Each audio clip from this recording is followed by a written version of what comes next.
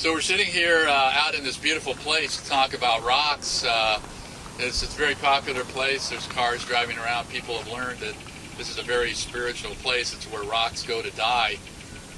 So I'm here using this setting to talk about how important rocks are to me in particular, and I think to our culture and our society and our world. And again, I've said this in the past, I think it's important to our universe that we pay attention to what rocks mean in our daily lives.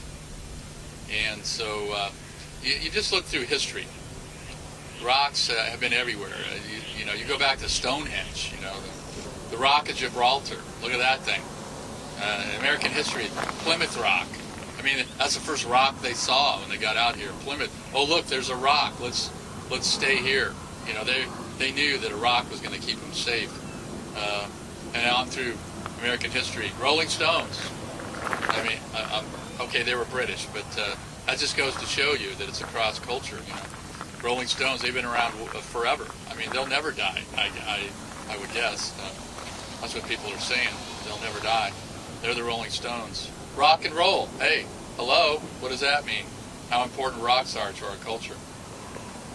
You even go further back, religious culture. You look at the Bible. When sinners, they wanted to make sure that sinners learned how not to sin. Like if a lady showed her ankle, what did they do to her? They stoned her. Stones. They used stones. They used rocks to teach people lessons. So rocks were involved in our history, in our culture, way back even then in religious times. People don't seem to realize how important rocks are in their lives. They take them for granted. They get involved in their busy lives. But every day they pass up opportunities to just sit and enjoy rocks. If you ever spend the time just to be quiet, if you're among rocks, just sit and listen, and you'll hear what they have to say to you. For instance, right now, if you just be still and you're quiet, just listen.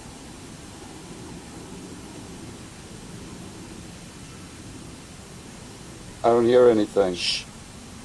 Quiet. Nope. I don't either. I guess sometimes when the cameras are on, they're a little shy, but they have their own consciousness. They're looking out for us, and we need to look out for them. We need to treat them with respect, and that's something that's not happening these days. And we're going to try to do something about that with Rockathon 08, and we hope that you will join us in this pursuit to protect rocks and to be their advocates. It's a cause that has been overlooked because we think they don't need us, but they do. You take a rock and you break it up into pebbles, into sand, it will never be that rock again. I mean, how many times can we do that before there are no more rocks? I ask you that question. I've even tried to get the message out by including a little humor, in my stand-up comedy, doing jokes about rocks, but nothing. Nothing. People just don't want to listen sometimes, especially if they're drunk. But we need to listen. We need to pay attention. Rocks are our friends.